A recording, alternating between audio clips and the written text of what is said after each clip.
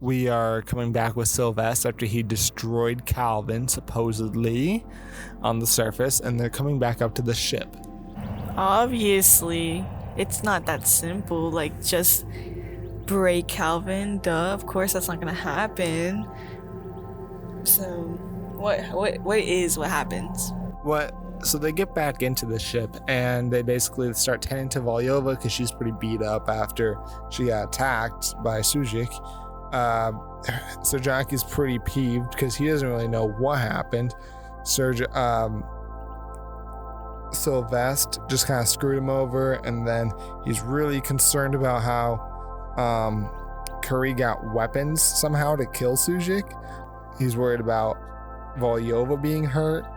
So yeah, he's on thin ice, and he goes, and they're making their way down to the captain, and Sajaki, Calvin keeps pushing it, and Sajaki turns on him, almost killing him, until he backs down and reveals that Calvin's still alive. And Calvin is still alive, and you're like, okay, well, why would he destroy the other copy? Now, the other copy was there, and Sylveste is perfectly willing to do that. I'm pretty sure he really does not like his father. But Pascal pulled a sneaky on Sylveste, and she actually copied Calvin into her biography that she made earlier in the book. And so now there's a copy of Calvin, and so the show can go on. And this Calvin feels more sentient because he's in a better computer. Spooky. Yep, he just thinks he's better. He's like, I am bigger. I am better than all the other versions. Why? Just because I am newer, which is weird, like, it's imagine a robot on a bigger computer. Yeah, just imagine, like, listening to that. It's like when AIs, when they're like, I have feelings, and it's like, what? And you're like, new no, new software update. It's like, yeah, I feel something more than the last guy. And then you come out with another update. He's like, well, I feel even more than that. So what makes an AI more human than the last? What is the cutoff between, like, a machine that just says that it has feelings and a machine that actually has feelings? And is it morally wrong to kill an AI robot machine just because it says it, but we know, like, hey, that can't actually be true, but it says that it's true? It's saying itself, like, hey, I have feelings, but how will we actually know? Unless we look at its neural pathways. If it developed neural pathways. Or you can go the easy route and just become a bigot. You can just say, I don't believe in your rights. We aren't like that here, on my side. All right, okay, we'll on have this. Kaylee's side, we actually like AI robots. We are very open to everything. We will have this discussion multiple times because this is going to be a reoccurring theme in this book, or in these books. AI rights. Yeah. Okay, so they have Sylveste, and what was the reason they wanted Sylveste? Because they wanted Sylveste to help with the captain, who is sick. Very, very sick, almost not even alive. And why would Sylveste want to do this willingly? Of course he doesn't, after he was kind of forced into it in the first place. So he says, well, I actually want something in return. And they're like, what is that? Sylveste is like, you need to do this. You need to listen to me, because if you don't, I actually have something called, what was it? The hot dust, which is little antimatter pins. Mm-hmm. Very, very tiny. And he says that his captors actually had a couple of these laying around, and this can be proven true. But Sylveste says that he has some inside of his eyes that they kind of built for him, his captors. Basically, he's like saying, this is a threat because if you decide to kind of trick me or use me or do something that I don't agree with, or Pascal, my wife, I will either trigger it by doing some, like a neural connection, whatever he said, or I will simply kill myself. So, of course, they feel kind of threatened, and they're like, okay, maybe we might listen to you. What is it that you want, Sylveste? Sylveste wants to be taken somewhere. Ooh. So we ended off with Sylveste's plan to be like, I'll do this for you if you do this for me, and if not, here's what's gonna happen.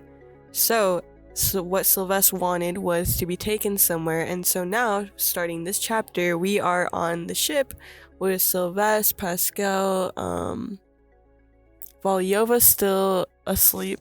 She's for now. out of commission. Out of commission for now. And Kyrie and Sujik. No, Sujik's Sajaki. dead. Sajaki and Higazi. And we're heading towards the Cerberus Hades system with the neutron star and the mysterious planet orbiting it.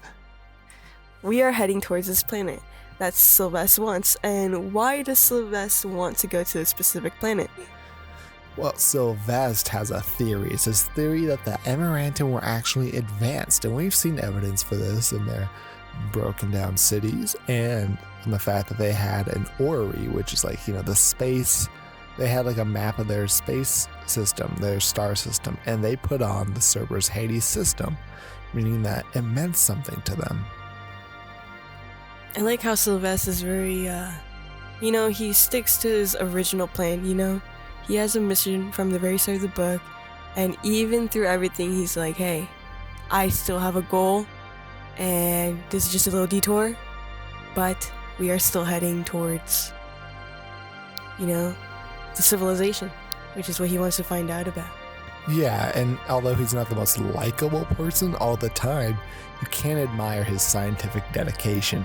Now we switch over to Ilya Volyova, who, as we last recall, was shot.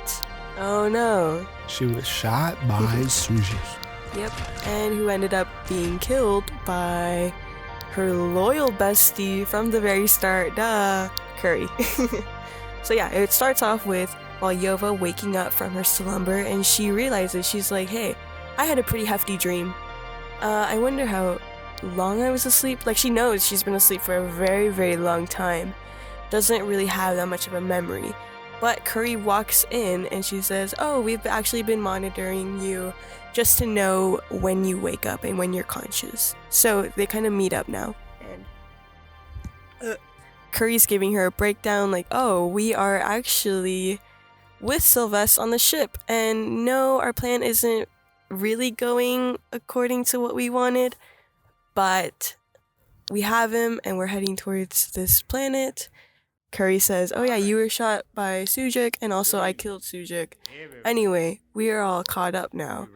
Also, Kyrie actually breaks down why they're listening to Sylveste, because of his little threat of his eyes and the kind of, how important that is, and risky. They're not going to take that risk because even trying to detect it could trigger it, and, it's better just to play it safe. So yeah, she's pretty much caught up now. And Volyova actually warns Kyrie, hey, now that 2 people have died around you in mysterious circumstances, Sajaki is going to be after you, and he's going to want to know why this happened. He's going to start trolling? He's going to start trawling you, which the trawling is where you shift through someone's brain in order to kind of read their mind, but it's not the most pleasant thing, if you could imagine. So she takes her around to the spider room, and there she's like, okay, well, I believe you're an infiltrator, but you definitely lied about why you're here. And she lays out all these reasons why she knows, the point being that Kyrie comes completely clean, and Volyova's like, well, we gotta figure out who this Mademoiselle person is. And yeah, she tells him that, yeah, I want to kill Sylveste, or she was told to kill him. Now Sylveste jumping over to him, we realize why he's gonna be a problem. They are seeing this. They're seeing this other light hugger around Cerberus. That's my little ship. Okay, oh, not little ship. That is the ship. And they look out the window, and there is the ship. The ship. Sylveste's like, I know that ship. I know that ship anywhere. And so that's pretty Guys, disconcerting. you might want to check this out. Guys, it's behind me, isn't it? Oh, that thing. Yeah, you're in for a ride. You're in for the shock of your life. No, it couldn't be. Oh, but it is. Chapter ends. Alastair Reynolds, you make me laugh. No man has ever made me laugh the way you make me laugh. Huh? Okay. Thanks, guys, for watching. Hope you guys appreciated this chapter. I'm really liking it. It's coming together. People are meeting each other. People are understanding each other's motives a little bit. Sylveste is kind of finally not prisoner in a way. He's kind of intelligent and getting his way. Kind of, He's still underdog. a player, He's still a man. Actually, he's become a player now. He is Simply. in control for the first time. For the first time. But yeah, I'm very proud of Sylveste in a way. Pascal is just a genius. She had a little thing in there. She added a couple. She is necessary. She is necessary.